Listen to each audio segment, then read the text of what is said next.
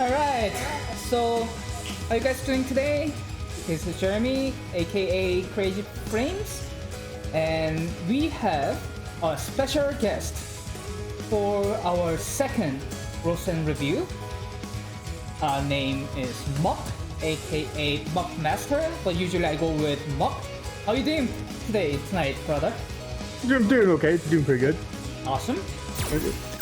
Alright, so since we actually I changed our plan, it will be more like match analysis with a deeper understanding of how game played and frame data, which one is punishable.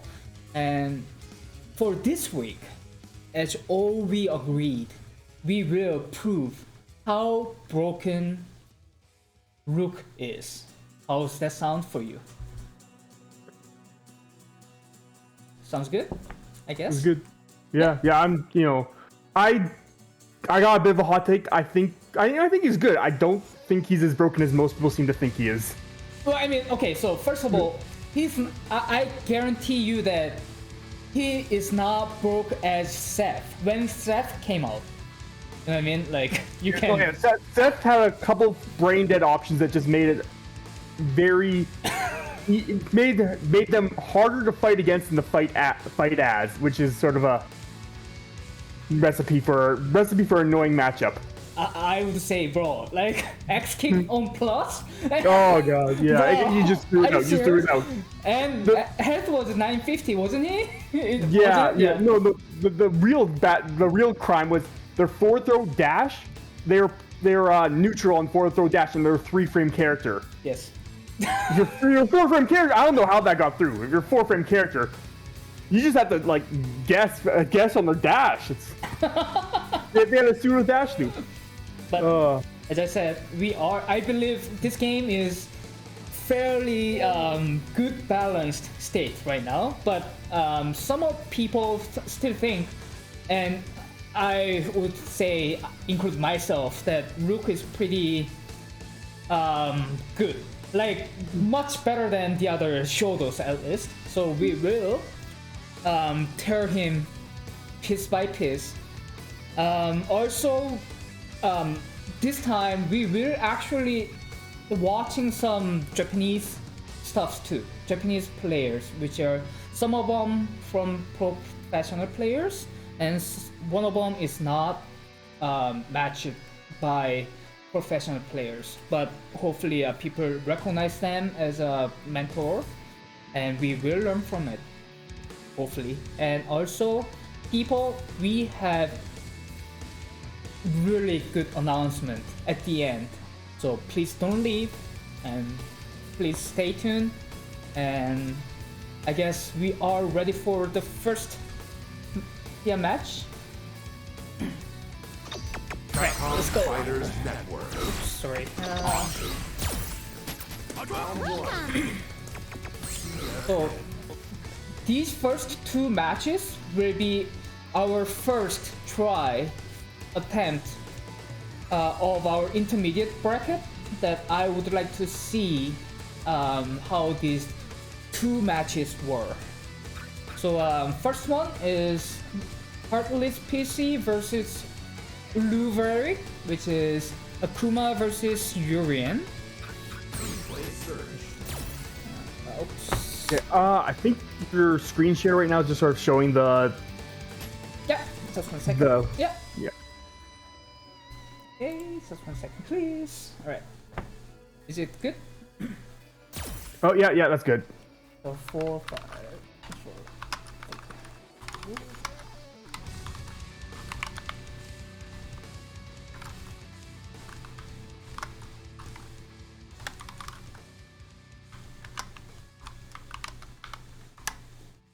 Oh, okay.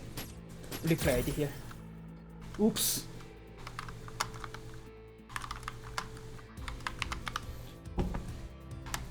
Okay. So this one I found really interesting because Heartless PC was incredibly doing fine. much better than I did, and I would like to point this out. So make sure he's here, by the way. The Heartless PC right now, he is here, and hopefully he can develop this good thing towards better and higher direction. So okay, we will be right into this matches. Ooh, thank you very much. All right. Heartless, thank you very much for 2 gift subs. Woo. Yay! I'm just trying to get everything just sort of adjusted well, because like, okay, this is trying to figure out a setup that works on the fly. No, you can go, yeah. Okay. Okay.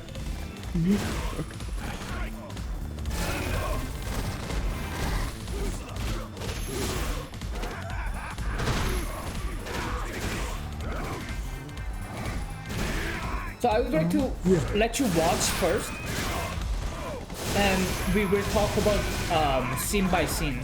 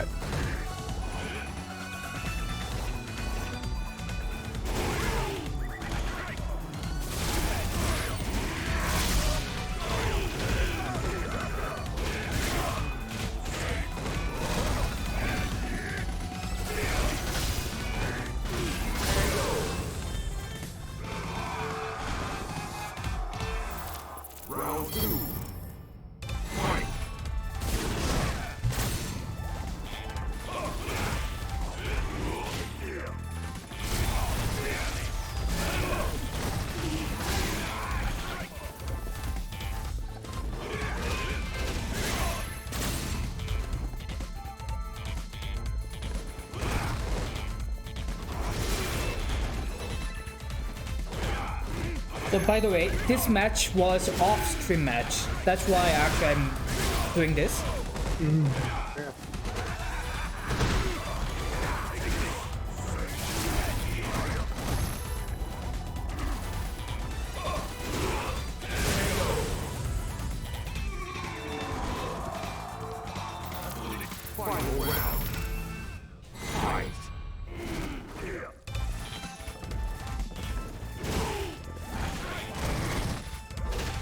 That was an unfortunate mistake. That's an unfortunate one. Yeah.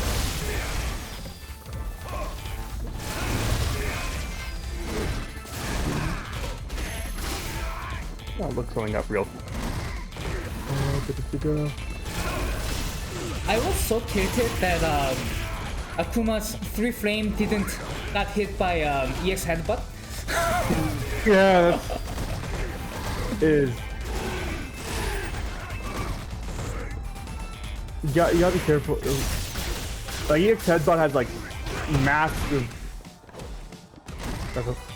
massive stuff. So you can safely meaty with a lot of things. But like it's still, you gotta be on point with it, because you're still gonna eat an EX headbutt if you just mistime it slightly. I'm just, because 4-frame like has to be frame right? But yeah, a lot of the times. Yes. Okay. So this is done for the game, but I would like to throw some idea what's going on, then maybe you can add up, or you can argue with what I'm thinking. Is it okay? Yeah, that's okay.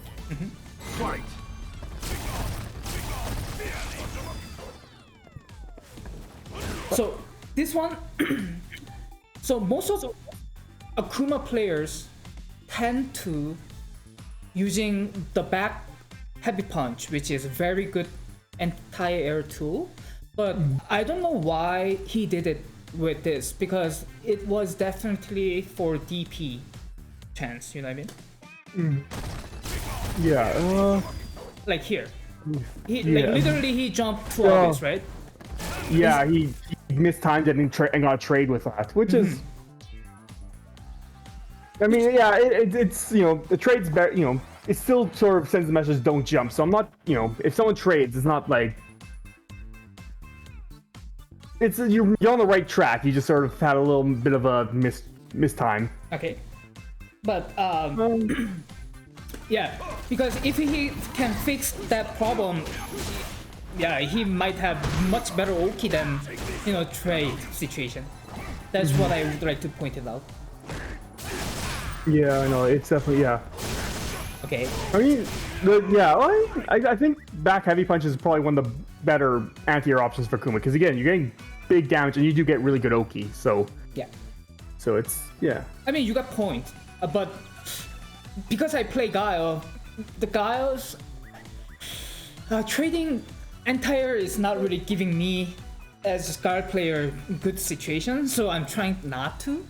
But Akuma is different a little bit, yeah. I agree with your point though. Yeah, no, because it's a combo jungle point out there. Also, this one, I think if Heartless, maybe, because even the Urian blocks air fireball, he has nothing to lose, other than he takes risk for EX headbutt, but at this moment, Urian has no meter, so he does not need to worry about, right? So I would go for with standing medium kick, like here. Here, right? Yeah. Even he blocks, he has nothing to lose. Yeah, exactly. So it's it's definitely, if you see it, like the second you see it hit, like you kind of got an idea that you can confirm this. That's basically your start of your confirm. Yes. Is the landing the air fireball, and then that's so. Yeah, that's I'm trying to think of the wording. The landing the air fireballs is your confirm, not the standing medium kick in that position. Yeah, but I mean, I understand. Most of Akuma players that I'm meeting in ranked, like they are not sure for the confirming air fireball, right? But still, I think that's something that he wants to work on. Yeah. Yeah, no, because this definitely is that random. Yeah. I mean, so we called really random, right?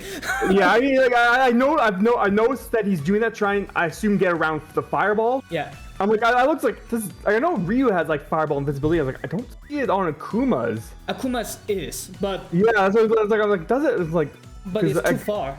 My point is too far. It's a very risky move because it's so unsafe on block. Yes. it's like yeah. Okay. And I would like to point this out too. So here. Yeah. So usually we when we dealing with Akuma, this is not how you activate as a Akuma player, isn't it? Right? Is it? Oh, I have to be fighting Akuma to physically remember when the activation point is. But yeah, it does feel like a little bit early. Yeah, and I don't want to criticize the activation too much because like he's got about half health. It looks like he's going for a combo, and like activations are good because they can set you. Activations are good because they get you a boost in neutral. But it also has a lot of scaling to your combo. So yes. even though he dropped it, he would have been, if he just would have went for the combo normally, he would have been in the same spot as he would be if he went for the combo and activated. Yes. Also, you will have options that, like, offense using V reversal as offensive options. Exactly. Yeah, he's given up all the V trigger options to put himself in the same position he'd be in if he, Heartless would be in if they just did the combo and then maybe they pressure with some do a block string into V trigger to keep the block string going. Yes. Or have an opportunity to use it. But yeah, it's. I think it was a little bit more waste. But I would like to give the really good words to Heartless that he didn't, let's say, lost himself or freaked out when he dropped the combo, and most likely we are experienced that he might go for the EXDP, right? Once he drop a combo and getting bunch of combos like this, then he might go for the EXDP. But instead of it, he just chilled and mashed the button, which is like much safer options, right? Which I totally was I thought, okay, this is good, right? Yeah, that was definitely a good able to remain calm in the situation. Yes. And yeah. Round 2. Fight. Yeah. It's ever since it's become -1, it's the EX tackle is like it's a strong tool, but it gets it's a trap I see a lot of Urians fall into, like especially like the even like low diamonds I see a lot. They'll just go for EX tackle because it's just a really fast tool and gets you in there, but you're -1. Is it -2, isn't it? Or maybe it's -2. I know it is -2. Yeah. It's -2. But yeah, you're given, or yeah. I just knew it's my turn and he's a 4-frame character. Yes. But yeah, you're giving up. You're especially after the pushback nerf. It's kind of like it's a strong tool, but it's definitely a very thing I notice a lot of Urians will fall back on, because it's sort of just I get in there and now I'm pressuring. But no, if you just throw it out there, you're putting yourself in there. Yes. And especially when he has like no EX mirror, like -2 into a reversal is like really like. Don't yeah. like if you can't even threaten it, it's a very bad idea. If it's not even on the table, I mean, because that's like I think you can use this when you want to activate. You know what I mean? Oh yeah, when you want to activate. But yeah, you did 1 meter, just went, and it's like again. But other than I know why. It's a very like I'm in there, and like if it hits, you get a knockdown. But if it's just a free. Other than that, I don't want to. Yeah. I don't think you want to do it, right? like, no. It's there's like again, there's times when you want to do it, but like that very one moment, like it was not. There was no real reason to go in with the EX tackle. Yeah. So, but this pressure sequence, I think I liked it. I liked. Oh, yeah, no, it was good. It kept them in there. No.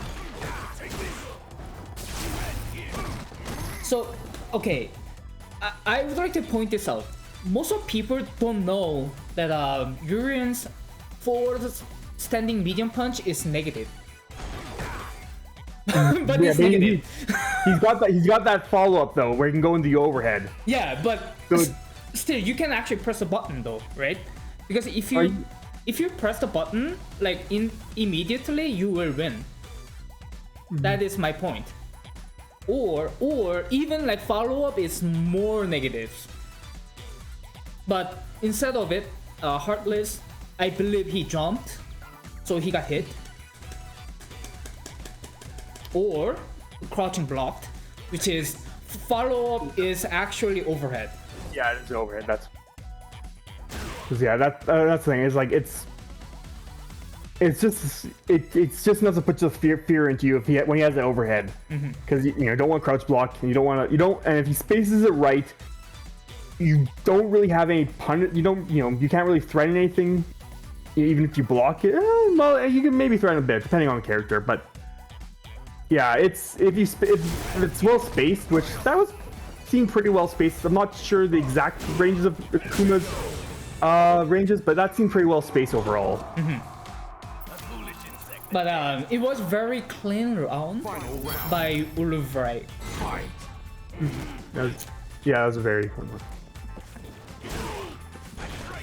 Oh, okay. That was an unfortunate mistake. Yeah, run up deep. Yeah. See, like. Yeah, like it just. He's trying to get through, and it's not. That was too far away to even hit him. I think if he did get through, so it's just sort of. It's a tool that's very situational to get around fireballs, and Kuma's got like red fireball too, so he can sort of mitigate fireball pressure even without, even if he doesn't want to go in. Like, it's not.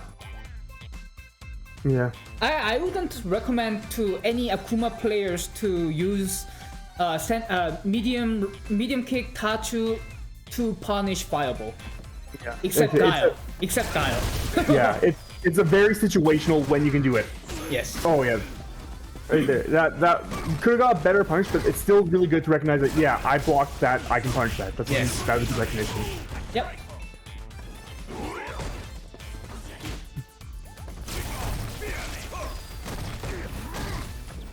Well, can you check what the fireball was on block? Because I know they nerfed it slightly. I'm like, I can't quite remember what it is. +5. Okay, Yeah. so he was still. Because it was too far. Yeah, So yeah. in this situation, most likely his air fireball will be plus. But the like early jump fireball is most likely like punishable. Yeah, because it's like I just want.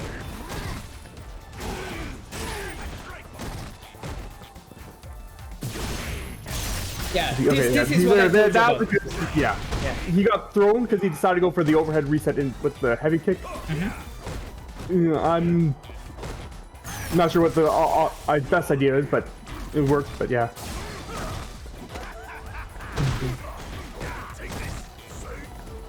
Yeah, that's.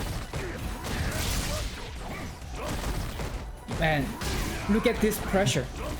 Yeah, that's. Oh, okay. Oh. So this moment, I rather using DP, like here. Yeah, he didn't have meter for the. Right here, I would DP. Then, I'm pretty sure First Urian one- would be dead. Yeah. In this moment, it can be hard to recognize in the situation, but yeah, in this moment, when the DP would kill, safe to go for the guaranteed damage rather than risk the trade. Yes. Or risk getting the jump and just straight up beat out. The Kuma's back heavy punch is so hard to beat out. Yeah. But even then, like it still can get beat out if missed time. So better go for just. Again, it's hard to recognize the situation in the moment. I think just about everyone's had that situation happen. The reason why I suggested DP was if this Urian player used light kick, which is cross up, I think he might would been hit. Actually, at that angle. Right? No, wait. I mean, the Heartless dashed forward a little bit. yeah, he So, did. yeah. Now If it's you just activated. DP'd, you would have been fine. Because Oh, okay. Yeah, because it's kind of dangerous, right? So he's actually betting himself 50-50 into this situation. But he actually like really made good choice. Akuma wins. By the way, very nice play by both of players. I personally really liked it. Hi, it was a good showing for both of them. Solissimo. Alright, so overall, I was impressed. I was impressed by Heartless Patient and like effective usage of those fireballs. But at the same time, I think for Punish was a little bit weak, and maybe using the crouching medium kick fireball when he activate is like carry on his pressure a little bit more would be much better in my opinion. So how about you? How do you think about this match? No, they both. They both did very well. Like again, yeah, like the medium kick Tatsu was like because he was throwing out in neutral. I noticed and like you're trying to do a hard read on something that is just not worth it. It's just not worth it. And Yes. but no, they both had good. They both seem to have good pressure strings in there. I noticed, and each of them had moments where like. Heartless had some good times where they're just down backing and what's their name? I forgot how to pronounce their names. The Heartless or Uriveric? Uriveric. Yeah. Yeah, okay, yeah. They had some good stuff. They again, I like seeing how they spaced the medium punch overhead target combo because that's they spaced that well, and that's a good thing to know. All right. So we will move on to Ken versus Cammy matchup, which is just 1 second. This one will be a very interesting match to watch because I thought it is very interesting match to discuss. All right, let's jump into it. See how it works.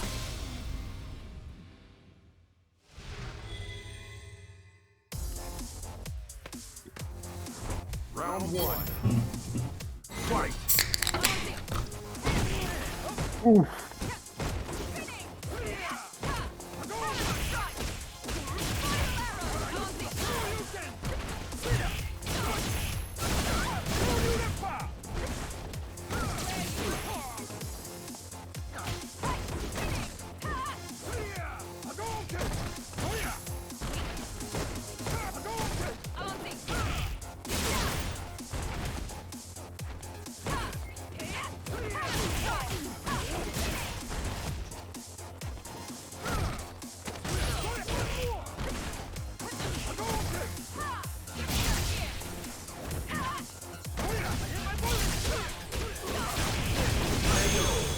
So this Kingbird won the round because it's Cammy. Round 2. Don't you agree? Yeah, that Don't you will agree help. with it? Yeah, it will help. It's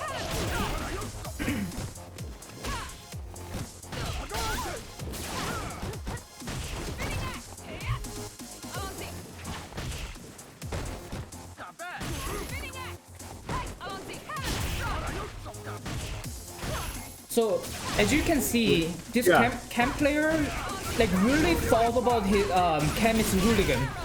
yeah, So- they really like it. Yeah. And I noticed in Kingbird's noticing how to counter it, like neutral jump Yes. and punish, but they're just hitting their punish buttons just a little bit late, for the most part. Except but yeah, it's And surprisingly, his neutral jump worked many times. He just didn't know when to press the button, which buttons as well, right?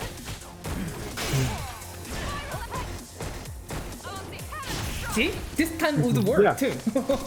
yeah, no, you gotta be ready to press when you see them coming in.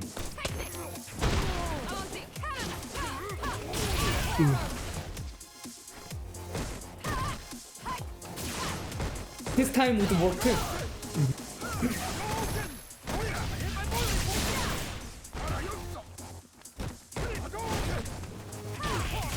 Okay, so let's analyze this. Fight. Let's say sequence by sequence. Okay, I don't think we need to see key display. So this time, this one, That round start hooligan hurts me. yeah, like literally, both of us thought, ouch, right? Oof. Yeah, it's so. I don't know how to describe it because you just don't see Cammys go for round start hooligan. Yeah, It's like because it's like that back of my mind's like I would have got hit by that because I would not because it's, but at the same time because it's like it's not a smart thing to do, but at the same time I know I would have got hit by that, so it's like that it hurts seeing that work and knowing I would because it's one of those things that just because I'm seeing number go for hooligan a lot as a movement option. And it's high commitment for such a movement option. but I would like to. The reason why I stop here is I would like to point it out as a cam player before. When I play with Cammy, I wouldn't really aggressive at all. I wouldn't be aggressive as a cam player because you can't really challenge her normal as a Ken's normal with Ken's normal, right? So I would just back off, and if my opponent just did the hooligan right in front of my face, I would just simply press crouching heavy punch or back jump with medium punch. Yeah. Which is, I know it's hard to react to it, but at least there are options, right? That you can have. Instead of walking forward and just grab and feel ouch. Also, I would like to point it out that after this and dash is negative, isn't it? Here, just like Yeah, oh yeah, because they hit stand meme kick, and which it's pretty good on block. It's like -2 only. And it's a nice little poke, but yeah, that the dash is always going to be negative, and it's hard to. Tammy's got a fairly decent speed dash. It's I want to say like I can't find whatever. I don't want to bother looking up, but it's like on the faster half, so it can be a little bit tricky to punch at moment's notice. But again, all dashes are reactable in this game, so it's So I already pointed out this first, that he started to neutral jump a lot from this point, because he now Kingbird thought, okay, this dude abusing hooligan against me, right? But also I would like to point it out that this neutral jump jeopardizes his neutral plan entirely. Yeah. A crouching heavy punch would probably be the better option to try and combat hooligan. I don't play Ken, so I don't know if it is, but because they hooligan, and if you neutral jump and just you're probably getting an air reset into jumping, which is still it's better than nothing. And if this is mid-match adjustment, like I gotta figure out something to deal with this hooligan. Yeah, no, that's a good this is mid-match adjustment. I'll need to lab this later type of situation. But no, yeah, it's also like here. I think if he was gonna like go with the low forward, I would using crouching medium punch, crouching medium kick, EX fireball activation. So take my turn entirely. Yeah, because it gets knocked down, you're just right in their face afterwards. That's Or even I don't think it was. I think it was too far that EX fireball would hit, but at the same time you will be like plus 17 or 16, which is you can enforce Cammy another 50-50, or even if it's hit, he can do full combo again, right?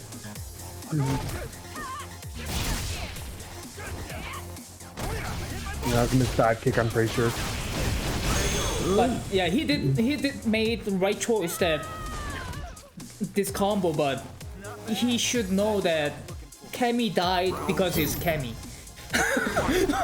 Low health characters, that's the thing. Getting hit getting hit when you're a low health character gets you killed a lot quicker. Yeah.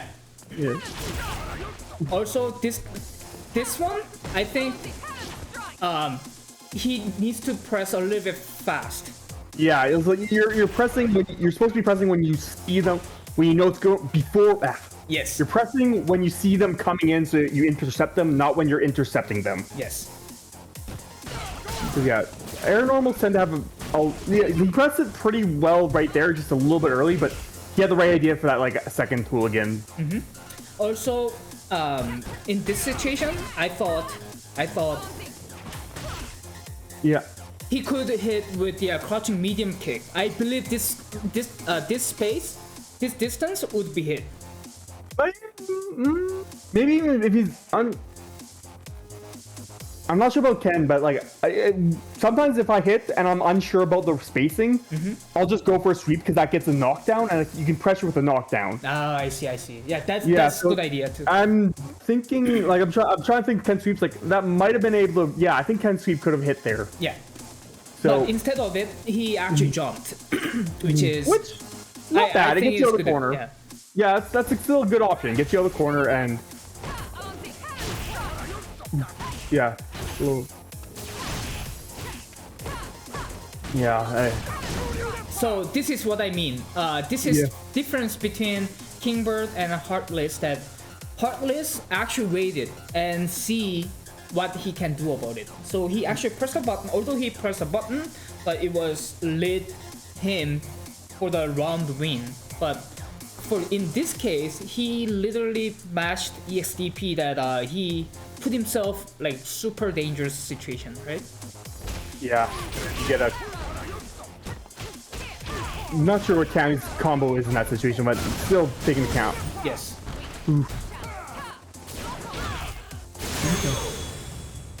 Well, I feel for Kingbird that I would press the button over there when you get the EXDP. Yeah, it's sort of it's a real, like, you have to know know who you're fighting in those situations first. Yes. 50-50, are they gonna risk it all, or and there's a thought about there's a knowledge about round count and stuff, like there's a lot of knowledge about round count and stuff, knowing, like, there's a lot of mind games to wake up DP, and I'm getting a little bit off topic here, because I'm gonna be getting into, like, I'm not prepared enough to try and get my thoughts on the end of round wake up DP. There's a lot.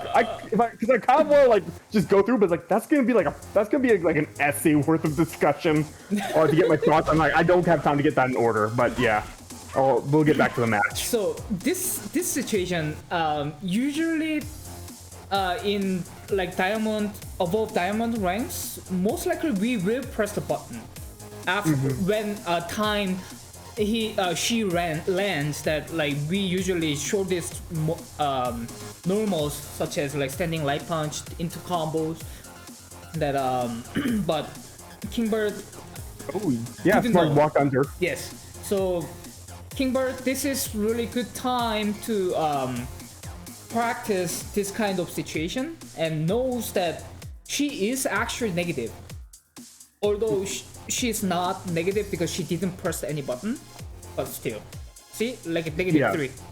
Yeah, you can time your button press so that you hit them when they're falling, right when they land. Yes, but he took the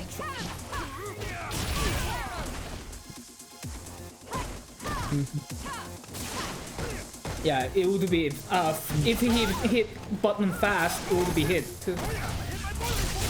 Okay.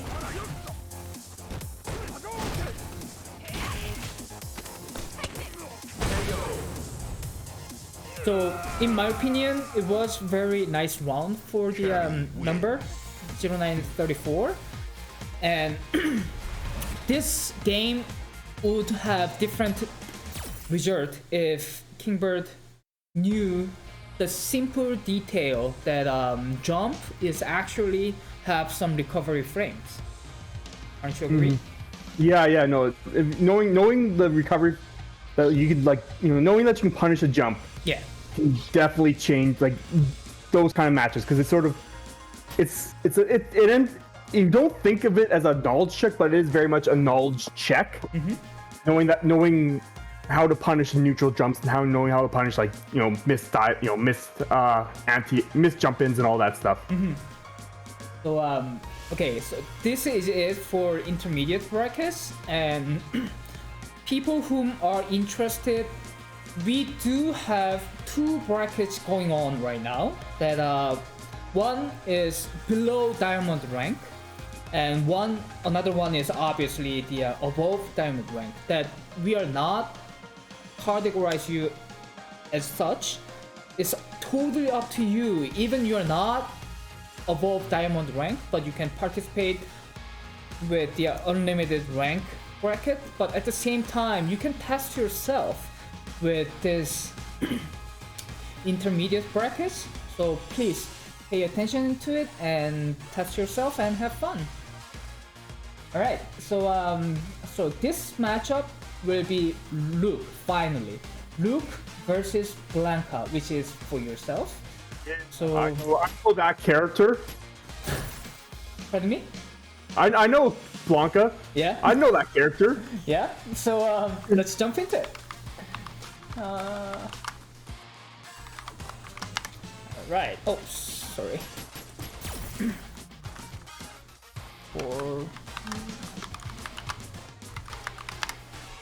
Yeah. All right. So I can't wait to do this because it was a very interesting match. But it was unfortunate that we couldn't do on stream but I had really fun to watch this before. Round 1. Fight.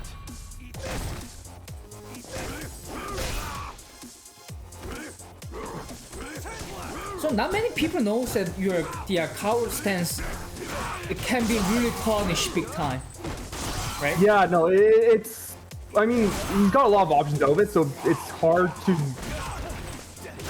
punish on the fly. But yeah, there is a lot of punishes you can do if they do it. But at the same time, like the reason I'm doing it against at that range is because it's reactable at that range to duck under the heavy fireballs, medium fireballs. I'm sure I'm reacting and predicting it, and light fireballs just won't reach. So it's very safe. It was very safe to like tower crouch at that range. I mean, so when I saw you did this, I thought, bro, you gotta give him like a little bit more credit than that. Like, yeah, that was a bit of a hard read to try and get through a fireball. It definitely. I mean, I got lucky because if he. Oh, my phone's going off. What the heck?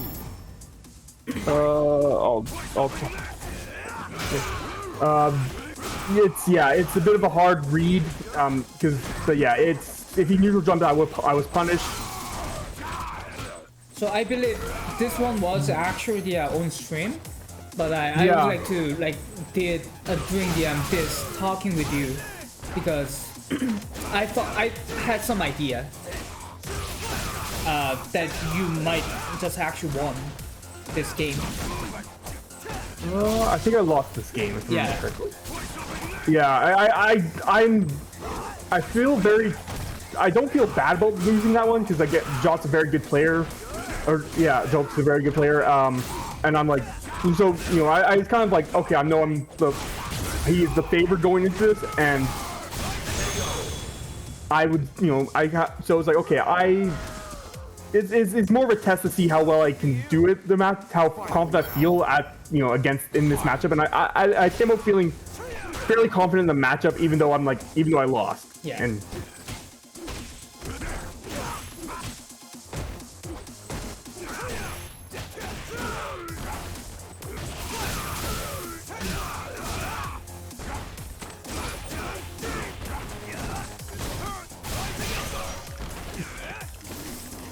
It was very painful at the end, but yeah, let's see. Because the reason why I actually doing this is we would like to see Luke's situations, right?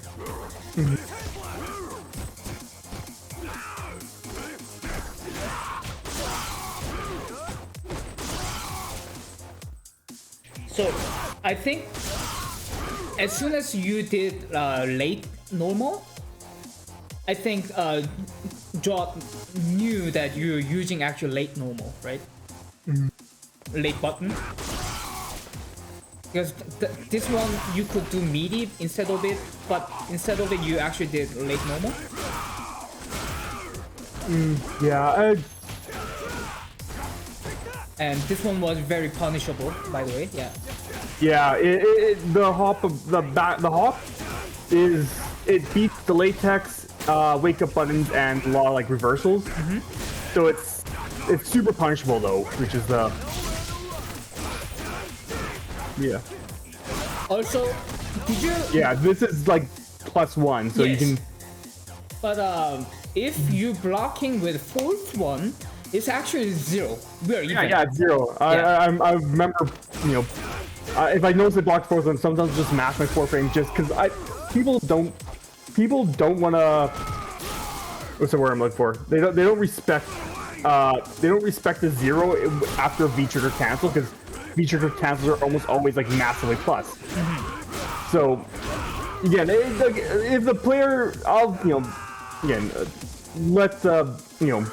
I know the player, if the player knows that I know it's 0, I might not match. But if it's a random online, I'll mash my 4th frame, and because again it's 0, because he's a 3-frame character and his 3-frame is very good, so you don't want to be.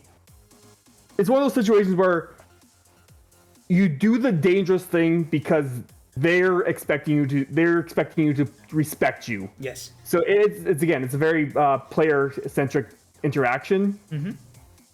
But yeah, it's something that if you're a 3-frame character and he does the fourth one, just mash your 3-frame. But what I actually trying to say was, I think this is unfair to people who play the character without 3 frames. That you literally putting your opponents in the corner and activate, and it's even, but there is no way that you can press the button, such as Alex. You know those characters without invincible moves. Yeah. But yeah, it's one of those things that I mean that's the one of the balance things. It's been since like Super 2. Yeah. Some characters just have 1 frame faster on their normals or whatever. So. But this was very nice. Applying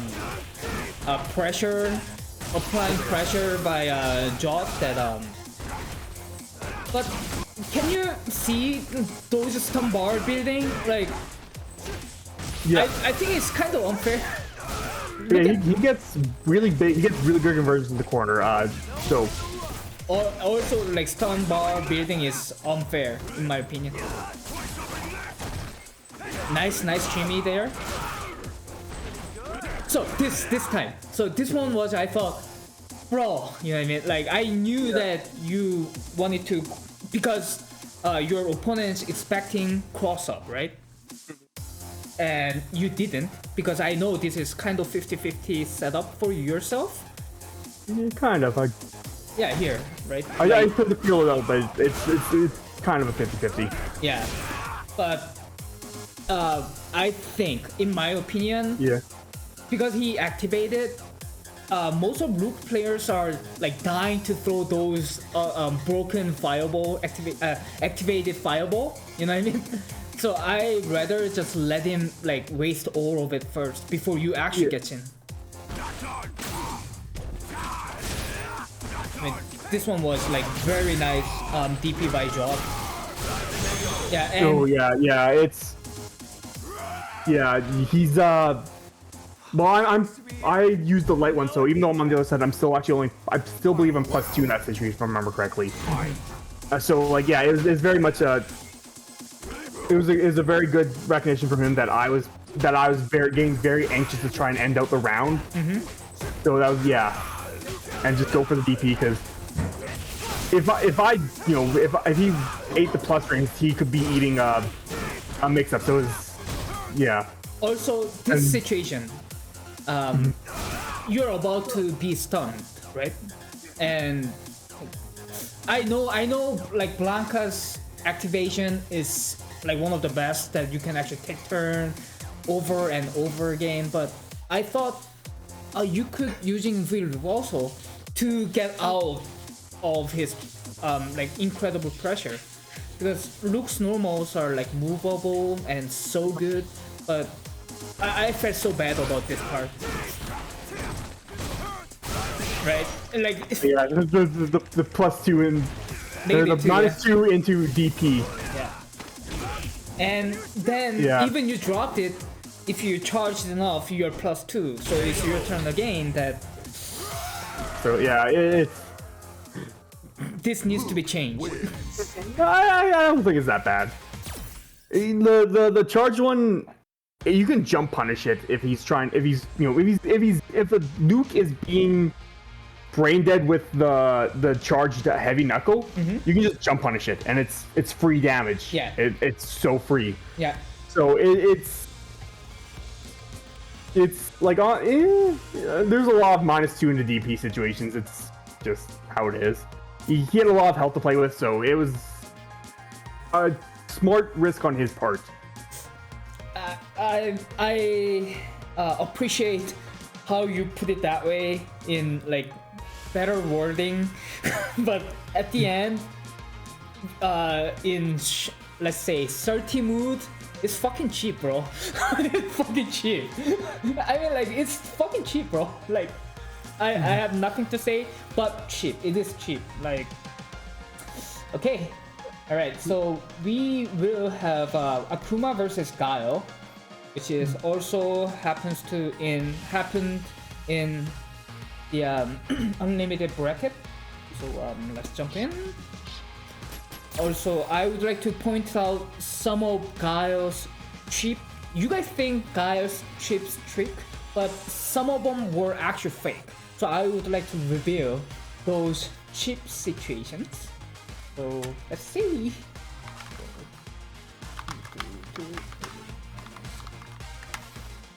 Oops.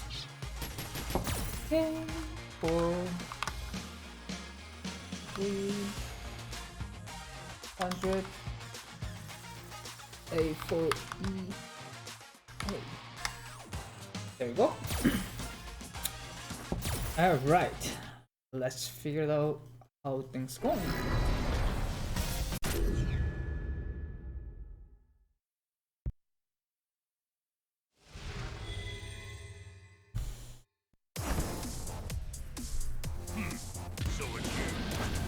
Round 1. Fight!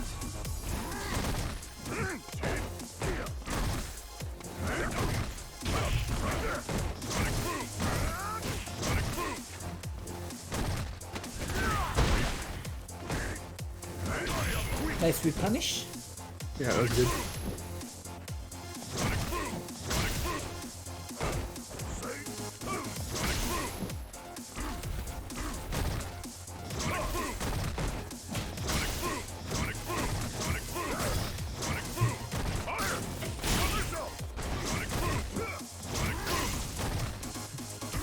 That's good red fireball. That's like what was meant like in the first match we watched with the Coomba and Urian. Like red fireball can be sort of a good anti-zoning tool. Yes. It's sort of it'll eat. It's got multi-hit, so it can sort of eat it can eat their stuff, even though it's slow startup. So it itself gets anti-zoned by anti-zoning tools really hard, but it's more of an anti-zoning tool than a zoning tool. Yes. Nice jump in. That's a good jump fireball. I was like, I thought about, what if he actually confirmed that counter hit, right?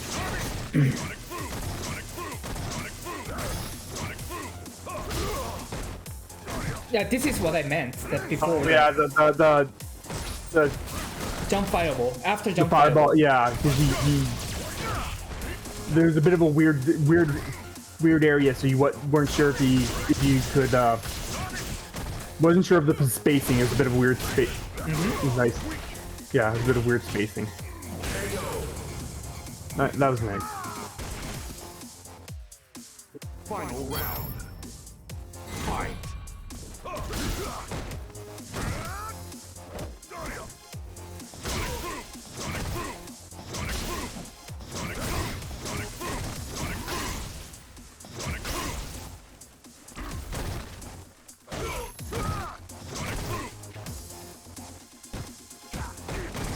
Oh, that was unfortunate. Yeah, walk forward fireballs are always just so. Oops. Oh my god. Okay. Gail wins. So this one. Round 1. The reason why I chosen this match is here. Oh yeah. Yeah. Go went for the show killer, whiffed, and then just so bought it. I think he can punish this distance with standing light kick, right? I believe he could. I think Akuma's standing light kick is the shortest the show goes. But still, So like, it's a maybe. So this is what I'm trying to say. Gail's, like, punish Gail's move, you need to see Gail's kick, where kick hits. You know what I mean? Like, Oh yeah, the Here. walk forward in his So- block. Yeah. when his boots like touches your body like in the middle, most likely his move can be punishable. That's what I'm trying to say. Okay, I see what you're saying. Yeah. Yeah. So when he threw it, he was in a relatively safe spot, but you know, Akuma walked close enough that he moved into the what looks to be the punishable range. Yes, like, but he Adrius was kind of scared, I believe, or thought it might whip. He didn't like. He just went for this, right? Take some turn. Also, it was I knew Adrius and we play each other like many times, so he relies on the parry move, but I don't think against Gail is a really good idea. Because it works on me does not mean it will works to everybody. Right? Yeah, no, that's the thing you gotta learn. Yeah. Nice repunish. Ooh, that was Very, that was a good very recognition.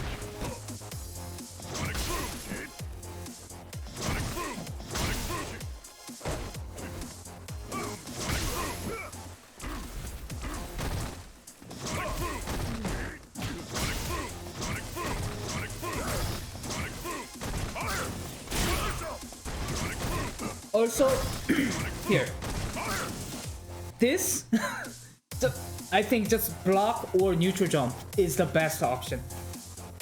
Yeah, -4 on block.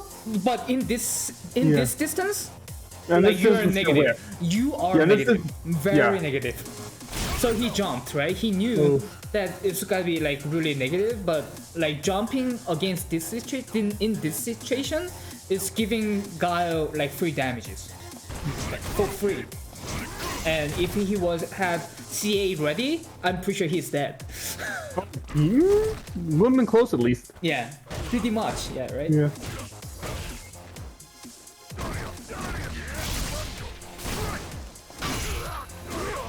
Nice bait by Adrius. That was a good punish.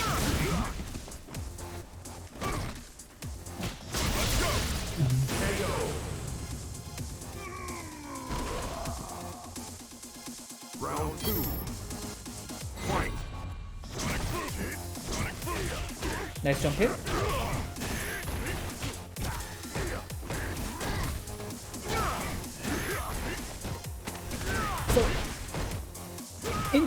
So far it was really good, and I thought here because this is -2, right? Yeah.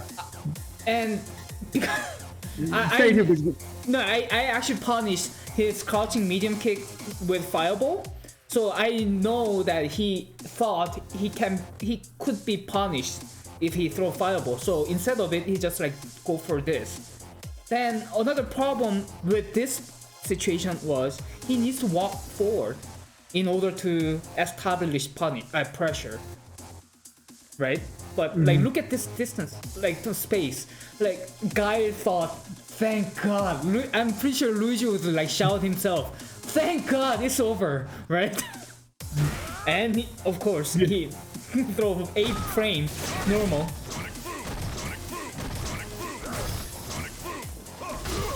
Nice, yeah.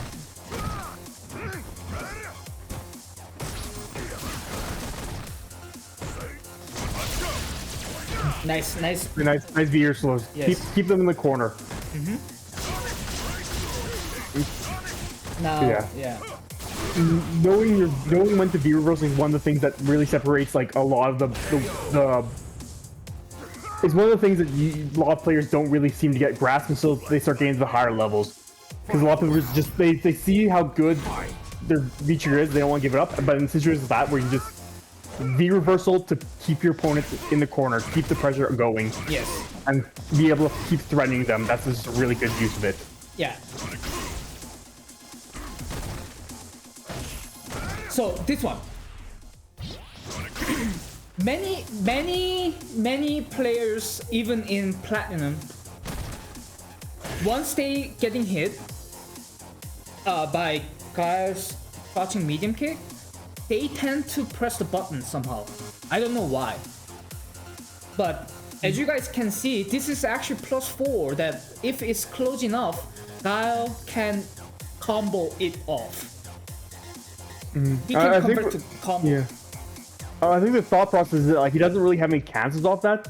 So if he's far enough away, he can't really follow in. He has to get closer to follow in. So they're trying to check a walk in. Yes. You know, trying to check him approaching to take advantage of the plus frames. But what my point is coming right now that so because he's +4 and when he press the back heavy punch called Bond Straight, it's actually a frame that literally is full frame crouch counter button. It is becoming Yeah, like that. yeah, basically, yeah. Yeah, right? Is essentially that, yeah, with that four, you know. Which is the one of the Gail's bread and butter sequence. Yeah.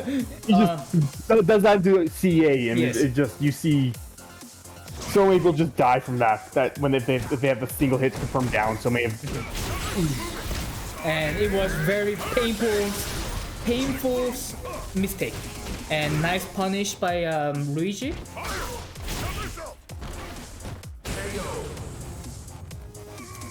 So yeah, it was.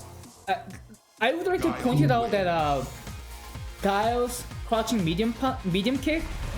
When you guys get hit as counter, please just walk forward. I mean, walk back, or just like just wait another second to see what Gail press, right? Because if he pressed the back heavy punch, it's basically it's your turn now. It's your turn again. So but I think Adrius did fantastic against one of the best Gail in West Coast. Yeah, he did very solid. Like that last round, really, that missed input DP really was what like really fell him down, put him in his downfall for that game. But and like again, that stuff happens. You just gotta be. It happens. But yeah, no, he did really solid up until then. Okay, so I think me and Mo himself have really exciting announcement, which is gonna happen a week later. So do my poor English. Can you actually make announcement yourself that you know what I'm talking about, right? Yeah, I sure hope I think I know what you're talking about because you came at me asking me two things. Do you want to come do this roast interview on on the 20th, and do you want to put together a 3v3 team to fight you, Raw, and Ranbrand? Yes. And I'm like, well, okay, I'll do that. And I decided to put together a team of some of Saskatchewan's best players. Yes. I decided to go Saskatoon's best players because I'm like, if I go Saskatchewan's best players, I might have to take me out, and I want to play this. So there's gonna be me, Super Friends, who's entered in the Roasty 4. And a player who is a very strong player from Saskatoon as well, who hasn't entered the roast, but he's Mike X. He's one of the province's best players. He is the province's best player, I'd say. But anyways, I digress. Yeah, and the 28th, there's going to be a 3v3 against West Coast Fighters teams, yeah, including West Coast myself. Fighters, admin team versus Saskatoon's best. All right, so let me wrap up a little bit more. That this is our gift as West Coast Fighters team. That we are presenting the province versus province. That does not mean that we are the best in Alberta, but at the same time, we do have let's say pride versus pride, that Alberta versus Saskatchewan, and at the same time this format will be called West Coast Rivals, that we are it's in progress, that we are trying to develop team versus team format in the future. So this is another pilot project that we are going on. But this will be 3 versus 3, or in the future, if there is like 4 versus 4, 5 versus 5, who knows? But for now, we are actually determined as team versus team fight. And this is not just like, you know, a single elimination match. So we will have like bunch of strategies going on and like multiple different matchups, and all I can say is it's gotta be fun, man. It's gotta be fun, and hopefully people will enjoy. Right? Yeah. I'm hoping to put on a good show. You know, Bro, I'm going to grind like from tonight or in mode, bro. I have nothing to do. My semester's end. Yeah, so week. All I'm gonna play is Street Fighter 5. That's it. And before I sleep, I'm watching Daigo's match and like Pugera's match somehow. I am. I'm taking a couple days off to go visit my dad. I'm gonna be falling behind. Bro, I'm ready. I'm ready, and I know that the other two members named Rembrandt and Ra, they are freaking ready. They are ready for you guys, and we are actually coming for you guys. I hope you guys are ready as well. I am hoping my guy, the rest. I'm expecting my team, the rest of my team to be ready. Yeah. All right. It's gonna be a slobber knocker. Yeah. Also, I would like to give a big shout out at this moment that for Memories Press, which happens to be in Canadian computer parts company, who supporting us, and also supporting West Coast Roast, and for team in general, they are supporting us with everything that they could. With like even my another PC is endorsed by Memories Press for free. Thank you very much. And also they are sponsoring us all those prizes and everything, and more to come. So please guys, stay tuned. We are working so hard to guys provide you guys the better experience and the best experience, although it's online, but for now, we are working really hard to provide you guys really good content. So thank you very much. You guys are the reason why we are working so hard, and keep us carrying on. Whew. Okay, so I guess we can move on to so from now on we will talking about the professional player on the other side of the earth that this time happens to be Japanese. Next 2 matches. So this matchup will be Gail versus Luke, and the reason I picked this match is also it happens to be Daigo.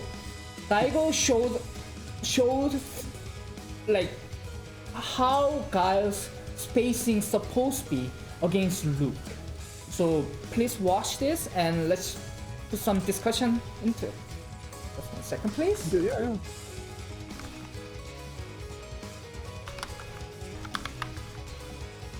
No. Oh no, not this one. That wasn't Gail versus Luke. That was No, not this one. Oh my god. Okay. I don't know. I double checked. When you gave me the list of matches we were viewing like earlier, I was like, I looked through them, and this one too. I don't know why, but I screwed this one up like 5 times in a row. Okay, there you go. There you go. All right.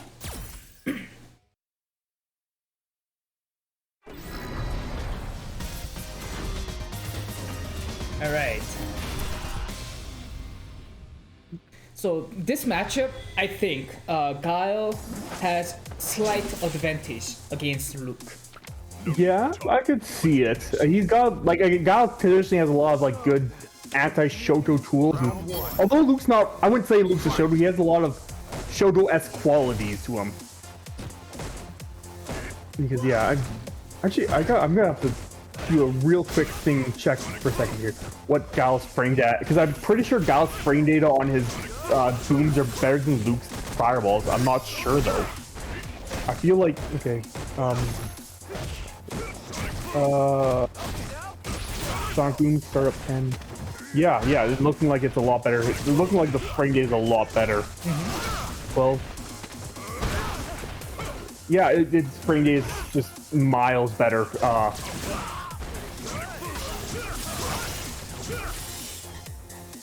Yeah, his frame rate is just miles better. So really, the if wants to be throwing. If Luke wants to be throwing sandblasters out, he's gonna he just can't keep up with it. So no. So Gail has more options for sure. Yeah. So yeah, again, this is where the Luke's nightmare starts. So Daigo intentionally having certain distance all the time, like literally. yeah, that's the S tier move right there. The D tier move right there, and yeah. I'm pretty sure the as soon as I say D tier, somebody got triggered. Like what the WTF? I know. Yeah. Okay, so let's go with go by sequence by sequence. All right. Oops. Yep. There. Hit, There you go. Yeah. So I realized that this distance is because Gail can jump in, right? Gail can jump in, react to Sand Blast, and now the Luke's supposed to walk forward if he wants to press the button, and see, like he like literally just back to like where he wants to be.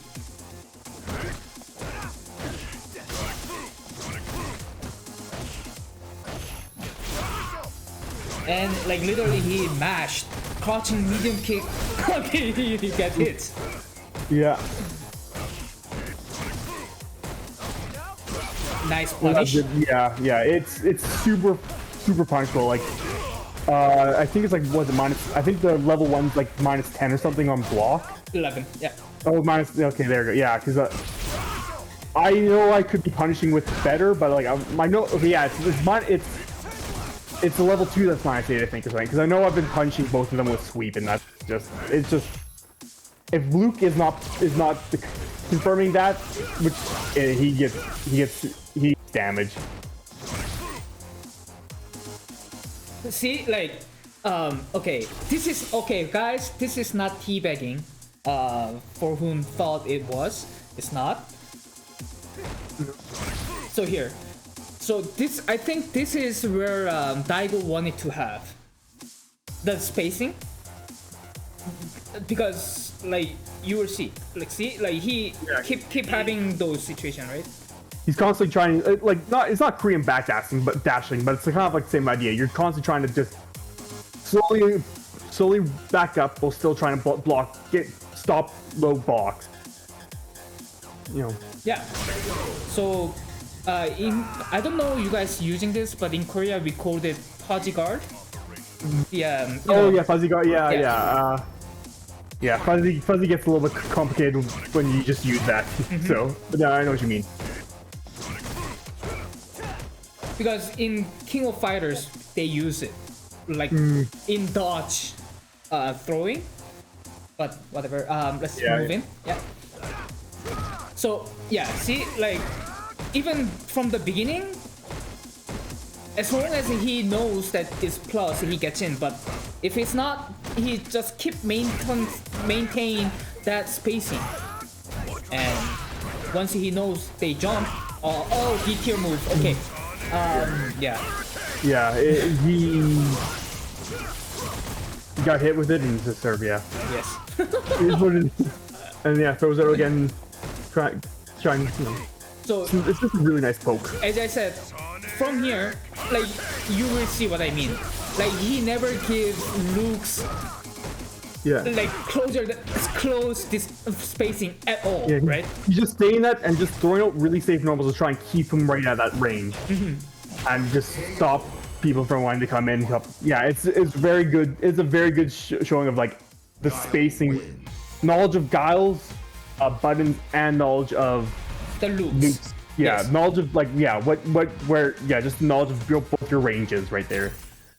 So the reason why I picked this one as a for clear reason, I know Gail's normals are like really good. Like his normals are like right there. Yeah. But what I'm trying to say is this is where you guys want to better, and in order to get better, you need to let where the perspectives that we just mentioned.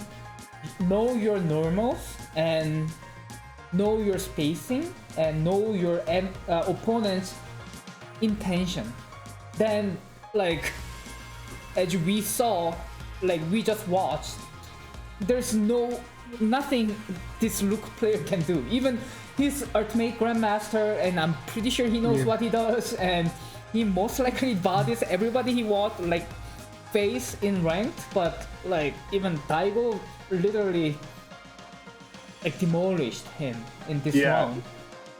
Yeah, so, Daigo's Daigo. It's yeah. Yeah, I mean, again, yeah, but yeah, Daigo's very much a good example because you watch him. If you ever watch the streams, he's like practicing very, like I remember watching a thing and he's practicing punishing Ibuki's crouching medium punch. Yes. That's the whole that's what he's doing all stream. Just had Ibuki jump, throw medium punch, and then he like practiced punishing it. It was he practiced it because like that was one of during that time like that was one of Ibuki's like best sort of normals in neutral was her crouching medium punch, and he's just like learn where you're threatening and where you can threaten their threat where they're the most threatening. But also, like as I said, I would like to point it out that clearly Daigo played Luke before, and now he executes those knowledges in real match with like proper spacing, proper buttons, with like threaten that I'm going to throw sonic boom if you not jumping, right? And of course he jumped. Then of course he got punished. Then he got cornered, and there's nothing he can do about it. So I thought this is a very good example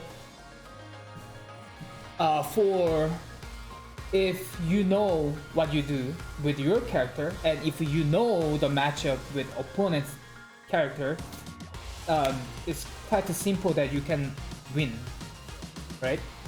I'm not saying the Street Fighter 5 is easy game, but there's certainly there is certainly space you can get better and you can grind for, and it's not really, let's say, just like mashing for beginner game. Neither.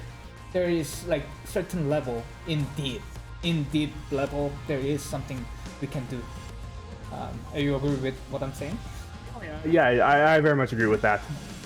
All right. So this time I would like to watch. Oh, okay. So before we actually put this out, how do you feel against Blanca? Blanca versus Zangief matchup. Blanca's Zangief is one of not Blanca's best matchup, but one of his best matchups. So like easy matchup. It's very, very. I mean, like Zangief. If he gets you in the blender, you are still threatened, but he has to get you in the blender first. Okay. And that's why I picked this matchup, because I don't think it would be easy for Zangief, for Blanca in at least this match. So let's watch.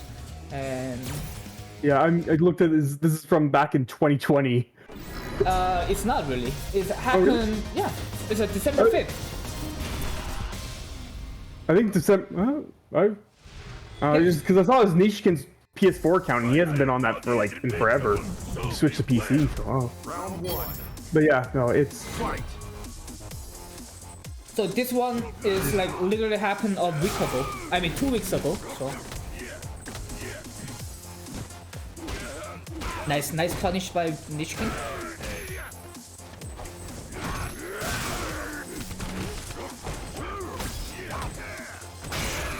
Oh, that press. Yeah, and you get him. Oh. Wait. Okay.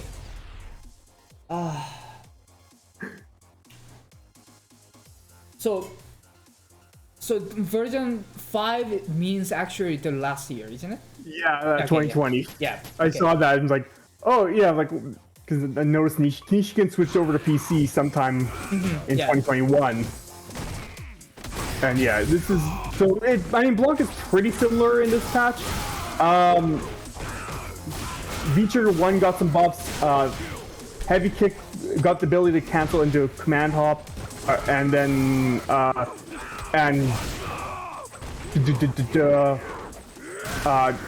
heavy punch crush, crouching heavy punch crush counter. Now doesn't send as far. So it's still the matchup's still pretty similar, but there's gonna be a little differences and stuff. Yeah. I mean, wait, this.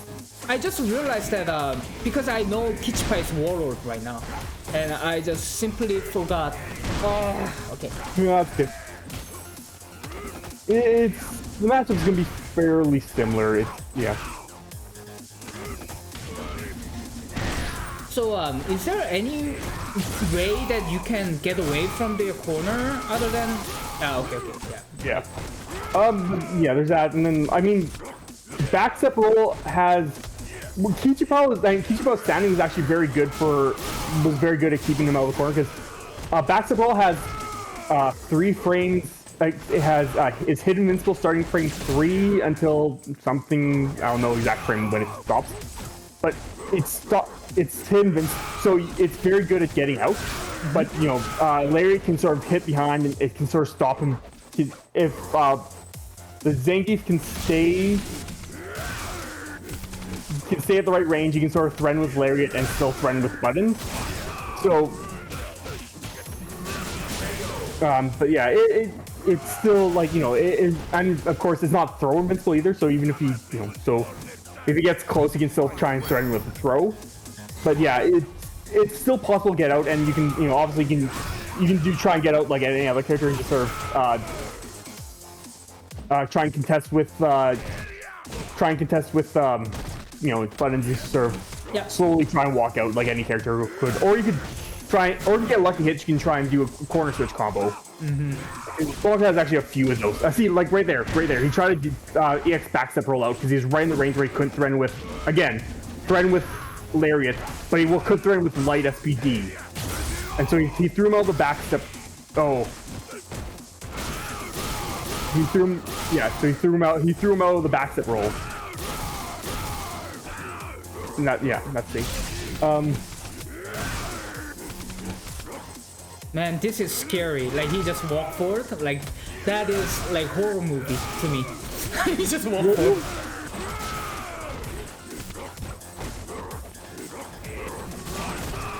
Oh, a little bit of range. Oh, bad. Okay, yeah. So yeah. Because this is past version, I will pass it. I feel bad, and I'm so sorry that my poor preparation. Yeah, December 5th, 2020. Yeah, because I knew. Okay, I know that Kichipa is actual Warlord right now, and okay. So, but this matchup will bring some hype. That I would like to point out that this guy that I'm trying to introduce, like actually these guys, both of them, fairly good players, and I believe both of them are streaming. So one of them is just for Q16, which is, I believe, is the best, it's known as the best player, real player in the world.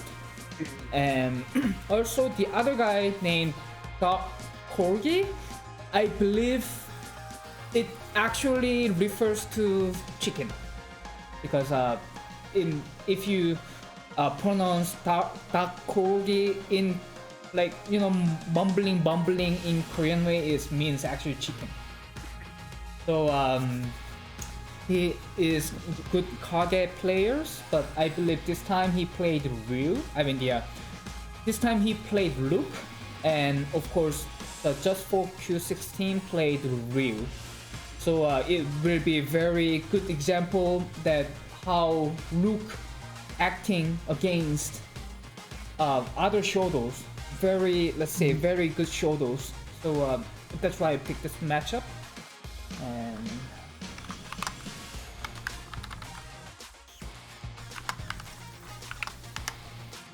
okay, so yeah, hopefully people likes it. And okay, make sure this is December 17th, which is happens to happen 3 days ago, and Luke was released like a couple weeks ago, so we're I mean, if it's 2020, we got some we got bigger problems than this. yes. Also, yeah, because I really wanted to see how Ryu plays against Luke, and it was fairly satisfied, to me at least. This is the path of my destiny. Round 1. Fight.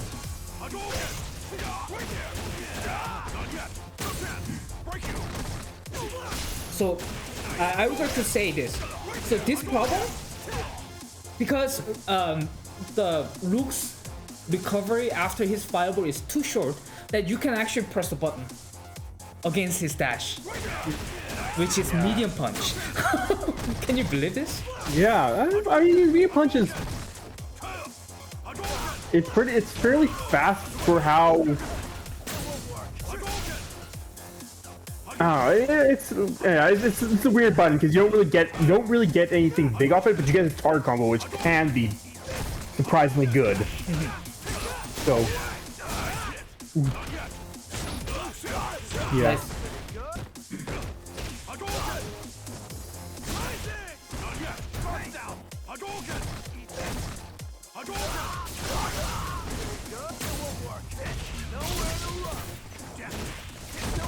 Nice shimmy attempt.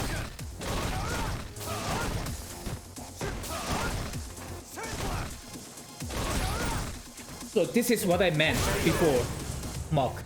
So once they actually activate, they're dying to throw those, right? Yeah. No, I see what you mean. Yeah, it's got a lot of recovery. So if you have a good move that can like sort of that's safe and can get around that, it's very like, you know, it's good to use it. But I mean, we can abuse that fact that they like literally dying to throw those, right? I have a hot take. I think V-Trigger 2 is actually better. V-Trigger 1, I mean, V-Trigger 1's not bad. I think there might be matches where you want to use it. But I think, because like V-Trigger 2 is just sort of, V-Trigger 1's sort of a neutral enhancer, the V-Trigger 2 is a punish enhancer. Yes. Or a conversion enhancer. So, and like, there's a lot of characters that have like there's a lot of V reversal shenanigans you can see with it, and a good chunk of characters actually have ways around V-Trigger 1. So I think it's like a day one better option, but I think long run V-Trigger 2 might actually be better.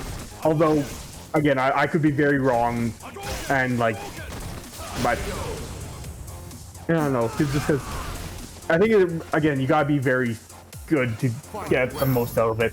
Also, one thing I actually realized through all those like watching replays to pick, Luke's fireball is like its activation is fairly slow.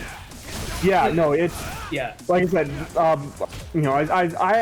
was reaction. I can reaction counter crouch the heavy fireball, which his longest counter crouch is 10 frame startup. Like, so it's like really low, really slow. Yeah, it's fairly slow, but it's slow, but slow enough I can react. And medium, I'm not sure if I'm predicting it or if I'm reaction crouching it. It's sort of it's one of those things where it's just like I'm not sure if I'm it's because it's right on that line. It's right on that line. Yeah. And then light, I can't really do it, but at the same time light doesn't have law of range, so yeah. This one, there are a few points that I would like to point out. So first of all, oh sorry. Yeah. Turn on the attack. Here. When even you playing Gail and I know that I throw fireball first, that this does not mean that you can dash in. This clearly shows, right? Because like we can see like -9. Yeah, and we use +9, so Yeah, and Luke was -9, -7.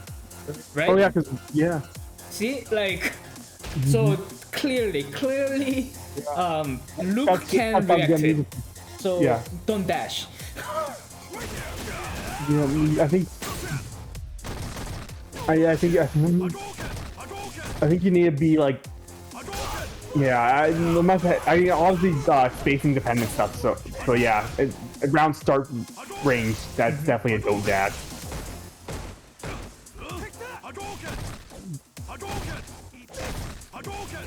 Nice jump in by Luke. Nice counter confirm by Just Fall.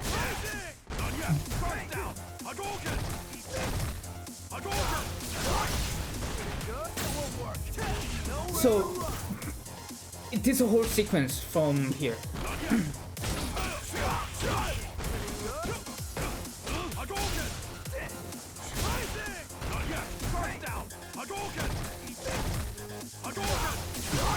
See, like how effective his fireball usage was. Oh like, yeah. I thought, oh my god, like. EX5 was just a really nice tool, just because he gets a knockdown and it's for one bar to get a knockdown at like such a wide range. It's just really useful. And plus, on block. Yeah, and plus block. So nice streamy. yeah, next miss the punish a kill. See, this is what I mean. Like, once they actually activate here, once they activate, they tend to like backdash, and like 8 out of 10 people, they just backdash, right? And throw fireball and watch, look at you, and this one again. Yeah, it makes things a lot, because it like, let's say Just Frog recognizes that he's about to throw a fireball and tries to throw EX, but the start looks very similar to the V-trigger, and so he's gonna eat damage. So it's you just sort of end up controlling neutral really strongly with the V-trigger fireball. Well, also I know there is only one option that you can punish it, or you getting disadvantage to throw that move. That what if in case your opponent just jump in randomly somehow, right? Or jump twice in a row. But other than that, you're safe and you're plus. I get it, but I think we can find a way abuse this fact. You know what I mean? It's definitely like it's something I've been sort of labbing with Blanca'S, because he's got the command throw, which I honestly will say is his worst move in his kit. But reaction to the fireball looks like it's a possible punish with the EX command grab. And like again, if you depending on your character, if you have something, it becomes a lot less. His feature becomes a lot less threatening right there. So I do have my friend who happens to play Ryu in the city where I reside. So he never doing this, the frame trap. This frame trap. Never frame trap with crouching medium punch and crouching medium punch? Yes, this one. Yeah, it's a really good one. Like Yes. I don't know why he never used this. He always go for crouching medium punch, grab, or crouching medium punch, crouching medium kick, fireball. Which is... I know you want to go like crouching medium punch, crouching medium kick when he gets like out of range of the crouching medium punch. But it's still like, where we get starts getting like far out of the range, so you can catch like a stand up or whatever. I get hit by that. But yeah, I don't know. It's just a really nice thing when you're like fairly close, because you just low pushback, just sort of and it's just nice plus frames. Yeah. And also, it gives you the, I believe this one gives you the distance that you can DP as well, if your opponent jumps. Oh yeah, that's right. That's a good point.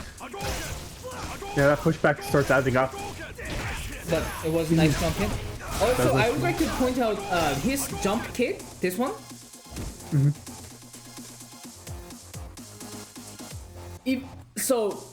If Ken jumps like this, I'm pretty sure the Ryu can punish with DP. You know what? At least somebody else other than Ken Sakura.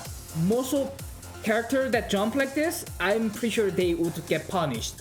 But Ken, Luke, Sakura could do this, right?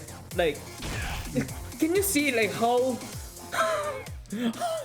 Okay. Yeah, now I'm certain. it's a far-reaching jump in. Yeah, I'm certain now. Yeah, it's staying pretty high up. So, there you go. Oh, there you go. So okay, this one I always like fake to punish, but yeah, you got days to punish that, but yeah, it's a negative 12, right? yeah, yeah, you got a lot of time to punish it. It's the command run. You don't. I'm not seeing a lot of Lukes use it, and it's kind of things like you can space the shoulder to be plus. So and that's the big threat, and then like the overhead kind of can mess with your spacing if you try and counter that. So it's sort of a mind game to use it, but it is high risk. So I'm not seeing a lot of Lukes use it, but it is there. So I do wonder how that will develop as time goes on. So here, right? So Yeah. I know if he actually like plus punch, that will be maybe it was like -1 or +1, right? But Yeah, I instead think of it, Yeah, I Instead think of at that it- range it would have been -1 or something. But instead of it, he pressed the button which is -12. Yeah. and it's big down. Yeah, I know it's -2, but I think that move is pretty, because in this game all moves that actually like moving around can be different with frames, right? Yeah, if you hit it, if you hit it right at like the right time, like I think it might have got a little bit medium, but just been make -2 or -1 there. Yeah. But yeah, it's definitely not Maybe even plus, like, because I know you can space B plus, but like it's tough.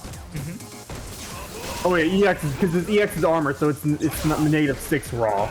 Yeah. But yeah, again, like I said, I think even then that was getting space to hit slightly meat.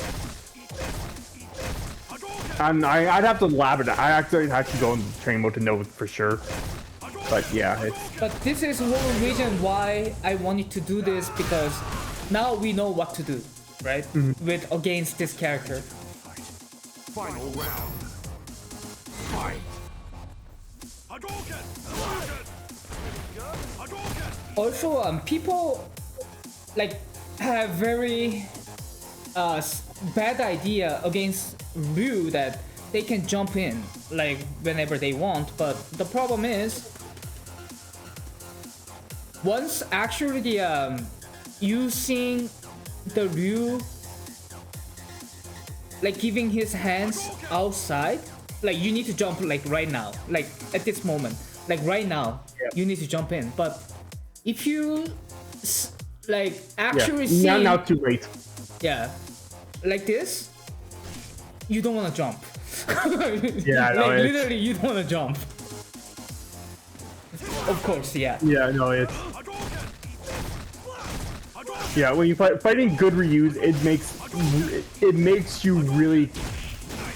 It makes you jump at bad times, so they're very good with their fireball timing and spacing. Like they force you to jump in. Well, I don't want to say force because they're not forcing you to jump in, but you end up jumping bad times against really strong Ryus because they're just because they know what they're just because they just got really strong control with the fireball game, which it's like like Sagat and Gail are the same thing, but. So, okay, from now on, what's gonna happen made me thinking that with the character without fireball, at least like good fireball, like matchup with Luke will be nightmare. Like literally, there's nothing you really can do except walk forward and jump punish somehow. Somehow. Yeah, right? like, I think certain characters are definitely gonna be have a hard time. Like any character, I'm not necessarily not a fireball, but not a good like fireball or not a good anti-fireball tool. Yeah. Like even like because it definitely blows up certain anti-fireball tools because it's weird timing, or whatever. I feel like, but like other ones less so. Like I feel like Bison can probably reaction psycho. I don't know what it's called, but like just Or even dash, right? But yeah, he can probably like reaction counter it. But then like characters like Zangief like I guess like Flex will take care of it very well, but just like I need to watch like some high level Zangief to see what they're doing in that match because like I'm like I don't know what they're gonna do. I don't know what Honda's gonna do because like he's gonna have to take V-Skill 1 probably and.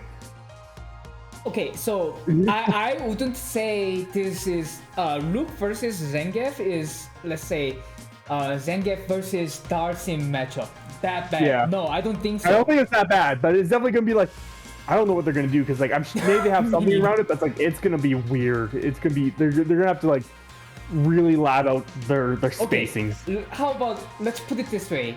I think Luke versus Zangief is pretty close to Gail versus Barlow. How does that sound? Right? Yeah, I see. I'd be like that kind of thing. Yeah. It's kind of doable, but it's like the only can fear is that pair somehow. Yeah, whatever you do, it doesn't work. So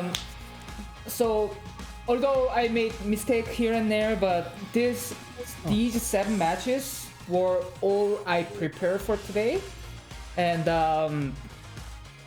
I hope all the viewers that have resided here right now enjoyed as much as I did. And how about you? How did you enjoy this tonight's stream, Mark? A blast. It was great. So I know we will have this in 1 second. It's January 17th, I believe. Yeah. So January 17th. I know you'll be here, unless like we have family January emergency. 17th.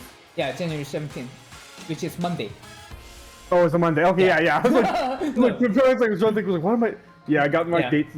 Yeah, Monday. Okay, Monday. yeah, because like there's like 2 weekends I was just like not available at all during January. It's like, oh, but it's Monday. Okay, I'll be back by Monday.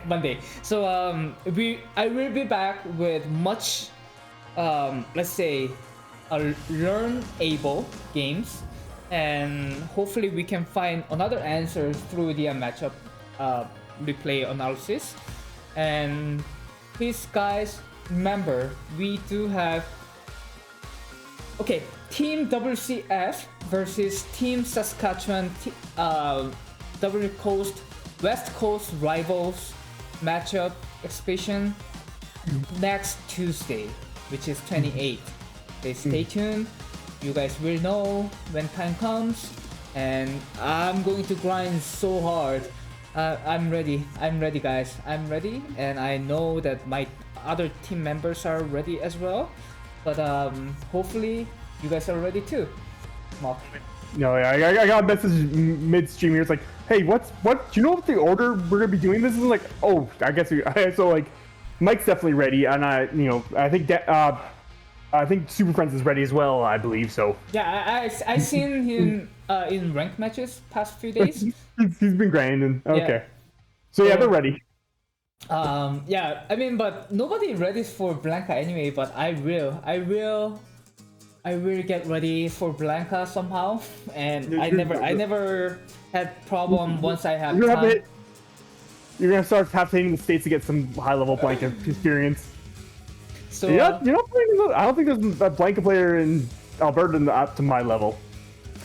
But hopefully, we'll see what these team rivals we named brings up. and hopefully people enjoy this, and hopefully, I mean, I know we will enjoy ourselves, but hopefully our viewers enjoying as much as we do. And also, at last, I would like to give big shout out to Memories Press, who supporting us and support this whole entire organization for now, and this roast and review, everything. Thank you very much. And viewers. Oh, and also I would like to give big shout out to my co-commentator, co-guest, Muck, aka Muck Master. Thank you very much. It was my pleasure to have you, and I can't wait for the next one. And can you give me another, like, how you feel for tonight, for the last? But no, it was great. I was, had a pleasure having me on here and looking through matches, and I'm definitely, really enjoying this. So yeah. Great. I know you were here every time, whatever we do, and me and my team were, like, we can't describe in words how appreciative we were, and I'm so glad that have you as my guest, and I hope this relationship goes further, and we will learn through this each steps, and hopefully we can give other people who unfortunately couldn't put their efforts in, but we can give them what we learned, so they don't need to waste their time or putting their time as much as we did. So we can have new candidates for Roast Champion, and this is our whole purpose, our show's purpose, and hopefully people loves it. And at last, I would like to give big shout out thanks to Rembrandt and Raw, which is my co-team member, and thanks to you guys who watching. And I just, I can't really put in a word as much how much I appreciate to you guys, but you guys are the reason why I'm keep doing this, and I will try to do my best. I'm doing my best, and I will try to do my best to give you guys better experience. Thank you very much, and I will see you guys in 28th with our last content of this year, which is gonna be Rivals with my that time will be my opponent. So yeah, thank you very much, guys. I hope you guys have a great Christmas, and we will see you guys on 28th. Yep. See you on 28th. See you guys.